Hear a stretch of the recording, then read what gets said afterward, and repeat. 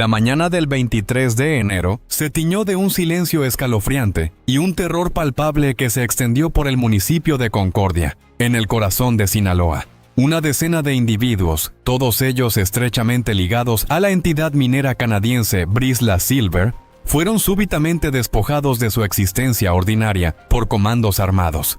Se los llevaron con una brutalidad inusitada, y desde aquel fatídico día, ninguno ha regresado al calor de su hogar. Ninguno ha podido estrechar de nuevo a sus seres queridos. Sus edades fluctuaban entre los 30 y los 65 años. Eran el músculo de la mina, obreros, ingenieros, geólogos y personal encargado de la seguridad. Hoy, sus rostros se han convertido en el símbolo más desgarrador de un sistema criminal que ha arraigado profundamente en el tejido de México, controlando vastas extensiones del territorio nacional bajo el manto de la colusión y el entendimiento tácito de funcionarios, tanto a nivel local como federal. Se ha confirmado, con un nudo en la garganta, que al menos 5 de ellos fueron vilmente asesinados y abandonados en una fosa clandestina, excavada por manos delictivas casi frente al panteón del poblado El Verde, a escasos metros de la inocencia de un jardín de niños. Junto a sus cuerpos, según los testimonios meticulosamente recabados, podrían yacer decenas más de víctimas sin nombre. Para desentrañar estas redes de complicidad, para arrojar luz sobre las tinieblas que cubren la verdad y desvelar los pactos oscuros que unen al crimen organizado con las esferas del poder, es imprescindible el apoyo de una comunidad comprometida con la verdad. Por ello, le invitamos a suscribirse a este canal, un espacio donde la búsqueda de la justicia y la denuncia de la corrupción nunca cesan. Fuentes gubernamentales, con un acceso privilegiado a los pormenores de la investigación y que fueron consultadas por este equipo periodístico, aseguran que desde al menos el 28 de enero, la administración de la entonces jefa de gobierno, Claudia Sheinbaum, ya tenía pleno conocimiento del cruel destino de los 10 trabajadores mineros secuestrados. Sin embargo, ante la magnitud que prometía alcanzar este escándalo, la información fue cuidadosamente dosificada, administrada con una calculadora cautela política, hasta que el infame desenlace ya no pudo ser disimulado, obligando a las autoridades a enfrentar una realidad que intentaron ocultar con desdén. Nuestra profunda indagatoria sugiere que esta violenta privación de la libertad no fue un acto fortuito, sino una sangrienta represalia. Los trabajadores o la propia empresa Brisla Silver, supuestamente, se habrían negado a ceder ante las exorbitantes extorsiones exigidas por el crimen organizado que opera impunemente en la región. Mientras que el aparato federal y estatal ha señalado directamente a los chapitos como los presuntos perpetradores de la desaparición y el asesinato de estos mineros, la información que hemos logrado recabar para esta entrega apunta con fuerza en una dirección completamente distinta, revelando una trama más compleja y sombría. Detrás de la inmensa tragedia que envuelve a la decena de obreros estarían, según nuestras fuentes, miembros de un influyente clan dentro del cártel de Sinaloa, la estirpe de los hermanos Cabrera Sarabia. Este grupo, estrechamente ligado a la facción comandada por Ismael Zambada García, conocido en los bajos mundos como El Mayo Zambada, y por extensión, a su hijo Ismael Zambada Siqueiros, alias Mayito Flaco, ha extendido su siniebra influencia por años, extorsionando y despojando hasta empresas mineras legítimas en los estados de Durango, Zacatecas y, por supuesto, Sinaloa. Todo esto se afirma con la colusión y la asistencia operativa de la Confederación Autónoma de Trabajadores y Empleados de México, mejor conocida por sus siglas CATEM, a la que no pocos señalan como el narcosindicato de Morena, el partido actualmente en el poder. Esta red de corrupción, que une a dirigentes sindicales con grupos criminales, representa una de las facetas más oscuras del dominio de la delincuencia organizada sobre sectores clave de la economía mexicana, dejando a su paso un rastro de violencia y desesperación para quienes se atreven a desafiar sus demandas.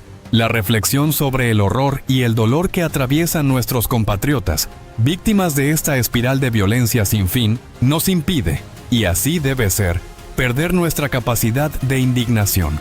Es imperativo realizar una introspección profunda sobre cómo percibimos y nos vemos unos a otros.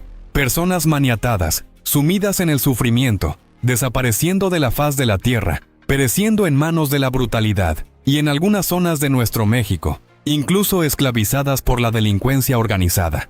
Queramos o no, habitamos juntos en este infierno, atrapados entre la espada y la pared, entre la ferocidad de los cárteles de la droga y la cínica complacencia de autoridades de todos los niveles.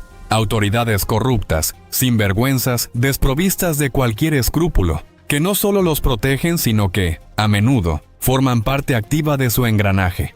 Algunos albergaban la tenue esperanza de que las constantes amenazas de Donald Trump de intervenir militarmente en México, de atacar frontalmente a los cárteles en su propio terreno, al menos mitigarían la barbarie. Se pensó que, quizá, los cárteles ejercerían cierta autocontención, movidos por el temor a una invasión. Sin embargo, la cruda realidad nos demuestra lo contrario, y esto ocurre con una dolorosa obviedad, porque el incentivo de la protección y la conveniencia gubernamental es tan desmesurado, y las ganancias multimillonarias que estas estructuras criminales obtienen a diario son tan vastas, que cualquier miedo, si es que alguna vez lo tuvieron, queda irremediablemente relegado a un segundo plano, en un país donde la impunidad se ha convertido en la norma.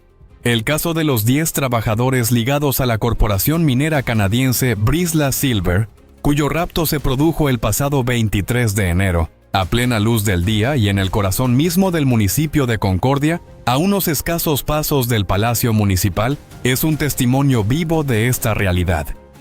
Así es como ocurrieron los hechos, aunque el gobierno prefiera silenciarlos y nadie más se atreva a contarlos.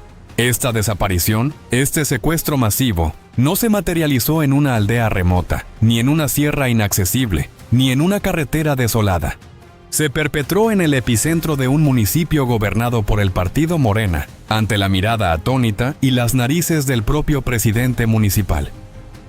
Esto no solo representa un golpe bajo al estómago para las víctimas y sus familiares, quienes sufren la agonía de una desaparición forzada, sino que es también un puñetazo directo en el rostro de la señora Claudia Sheinbaum, quien apenas unas semanas antes, a principios de enero, alardeaba públicamente que en México la situación de seguridad había experimentado una notable mejora, que la inseguridad había disminuido en un 40% y que los homicidios dolosos estaban prácticamente en vías de extinción, con una reducción igualmente significativa del 40%. Es evidente que el lamentable suceso de los mineros representa una afrenta directa para la narrativa gubernamental de Claudia Sheinbaum y, muy probablemente por ello, la administración local y federal han, dolosamente, ocultado información sumamente delicada, viéndose ahora obligadas a dosificarla a cuentagotas para evitar que el escándalo adquiera proporciones aún mayores. Aquí presentamos cifras contundentes, datos específicos, para aquellos que anhelan conocer la verdadera situación del país, más allá de los relatos maquillados por Claudia Sheinbaum y su gabinete.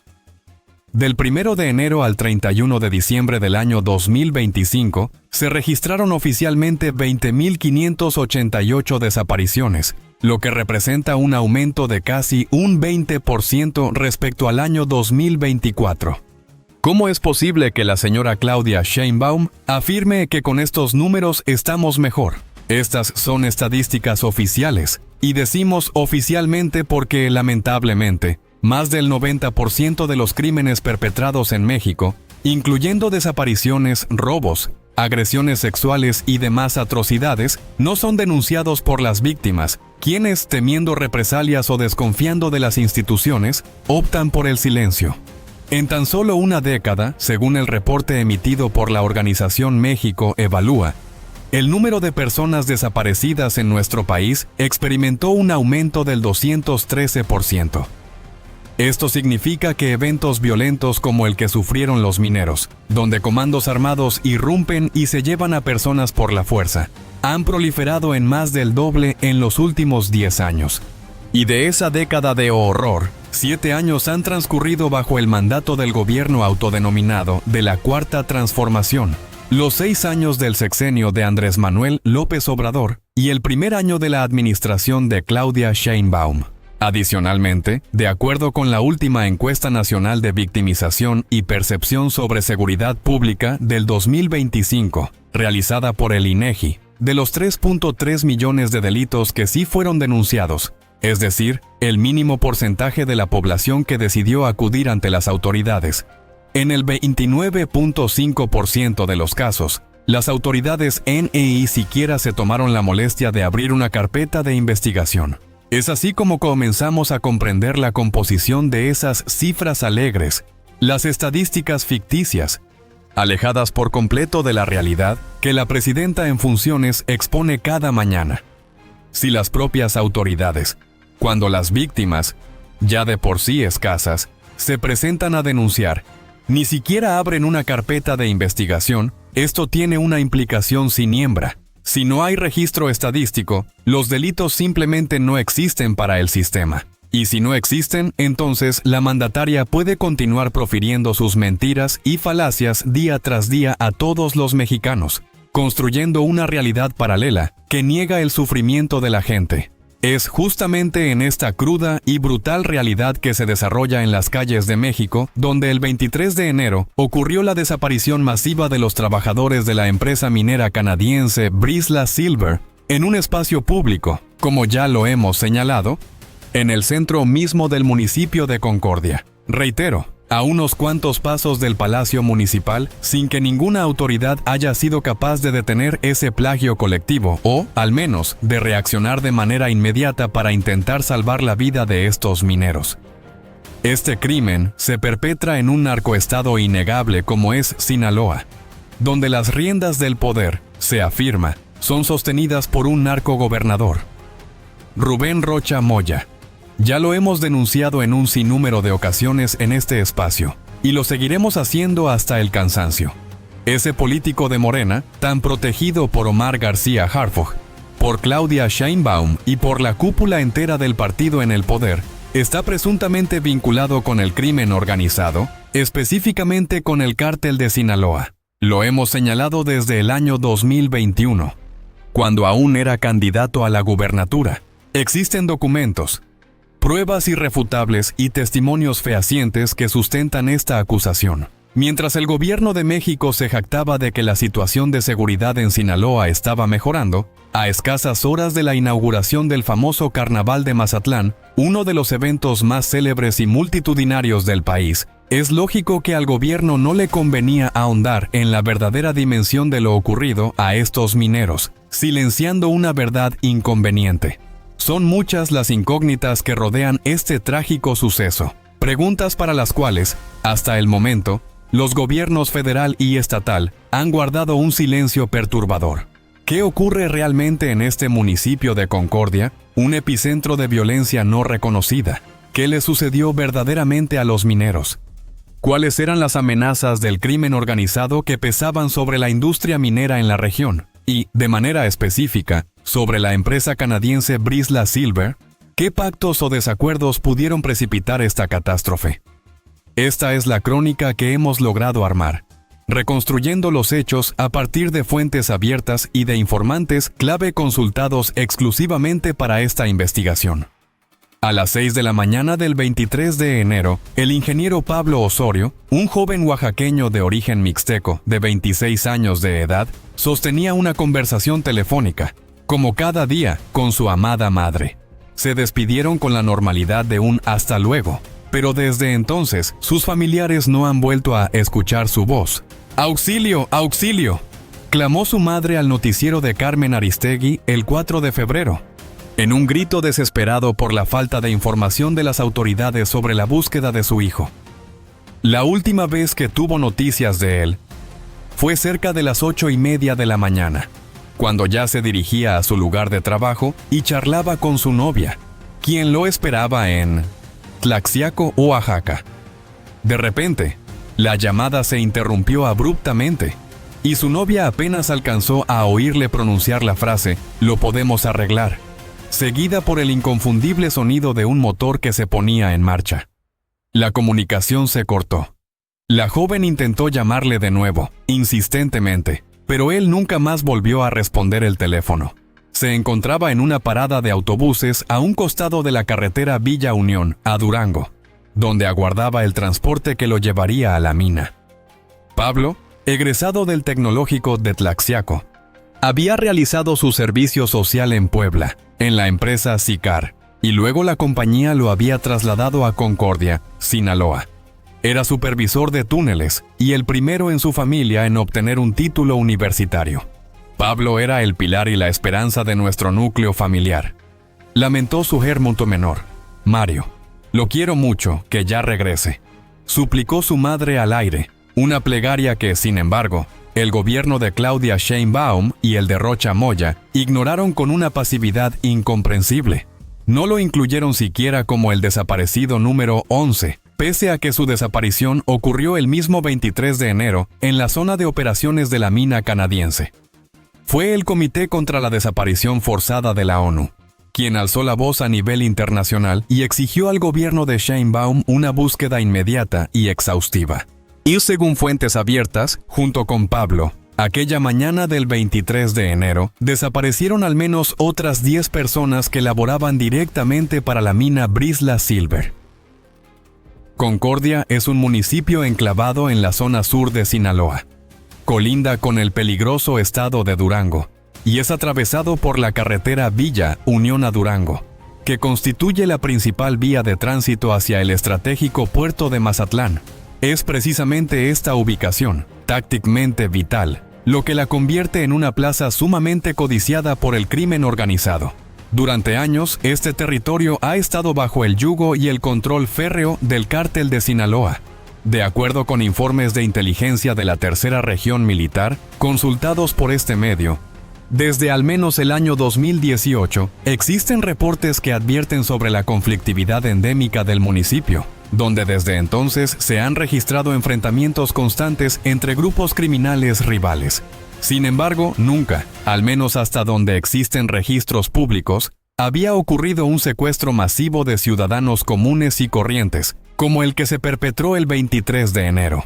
La Secretaría de la Defensa Nacional, hasta al menos el año 2022, consideraba a Concordia como parte del territorio totalmente controlado por los dos capos que en aquel momento se mantenían unidos en torno al Cártel de Sinaloa, Iván Archibaldo Guzmán Salazar, líder de los Chapitos, e Ismael El Mayo Zambada. Cuando a mediados del año 2024 estalló la guerra interna entre las facciones de los Chapitos y los Zambada, el municipio de Concordia se convirtió, en diversos momentos, en una auténtica zona de batalla. Uno de los episodios más tensos se vivió en septiembre del 2024, cuando las carreteras Libre y de Cuota Villa Unión Durango fueron cerradas a la circulación por narcobloqueos, con camiones incendiados y ponchallantas estratégicamente ubicados justo en el municipio de Concordia. Todo ello ante una autoridad ausente y una acción criminal dolosa. En este contexto de inestabilidad y control criminal, la minera canadiense Brisla Silver lleva a cabo trabajos de exploración con la ambiciosa meta de explotar uno de los yacimientos de plata más grandes del mundo, el cual también alberga una significativa cantidad de oro. Este megaproyecto es conocido como Proyecto Pánuco. La empresa cotiza en la Bolsa de Valores de Nueva York, la más importante del planeta por su volumen monetario y el número de corporaciones que listan sus acciones, y también en la Bolsa de Valores de Toronto, Canadá. De acuerdo con su información oficial, tanto financiera como corporativa, la compañía aspira a consolidarse como el principal productor primario de plata a nivel global, mediante la consolidación, exploración y desarrollo de este verdadero tesoro, escondido en las montañas de la Sierra Madre Occidental, un territorio que, por más de medio siglo, ha sido el feudo de una de las organizaciones criminales más poderosas del mundo, el Cártel de Sinaloa. Según las proyecciones de Brisla Silver, su ambición apunta a una producción anual de 50 millones de onzas equivalentes de plata para el año 2035. Una cifra astronómica que subraya la riqueza mineral de la región. El periodismo independiente es más que una profesión. Es una necesidad vital en un mundo donde la información, a menudo, es manipulada y controlada por intereses poderosos. Contar la verdad se ha convertido en un acto de resistencia pura. Sin el respaldo de la sociedad civil, estas voces críticas, estas investigaciones que buscan desvelar lo oculto, sencillamente desaparecen. Por eso hemos creado este espacio. Si usted valora nuestro trabajo incansable, si desea que sigamos ahondando en las sombras y revelando lo que otros callan, su apoyo es fundamental. Al suscribirse, no solo contribuye a la continuidad de nuestro periodismo de investigación, sino que también obtiene beneficios exclusivos. Únase a nuestra comunidad. Haga que el periodismo de investigación que realizamos en este canal crezca y se fortalezca. Es aquí donde también entra en juego el municipio de Concordia, que, reitero, se encuentra al pie y es atravesado por esta carretera Villa Unión a Durango, la cual conecta a ese estado de la República con este codiciado puerto del Pacífico, un punto neurálgico para las operaciones criminales. Y mientras los grupos criminales se disputan el territorio mexicano como si fuera un cruel juego de Monopoly, a punta de AK-47, las autoridades mexicanas se mantienen pasivas, inmóviles, aparentemente incapaces de establecer una estrategia real que resuelva el problema de fondo. Y no lo serán, y ni podrán serlo, mientras las propias autoridades estén coludidas hasta la médula con la criminalidad organizada. La verdad oculta de los mineros no solo revela el horror del crimen, sino la podrida complicidad en las altas esferas. Desvelaremos los nombres y las tramas que el poder intenta silenciar. Suscríbase a este canal para seguir destrapando la verdad. Nos vemos en el próximo episodio.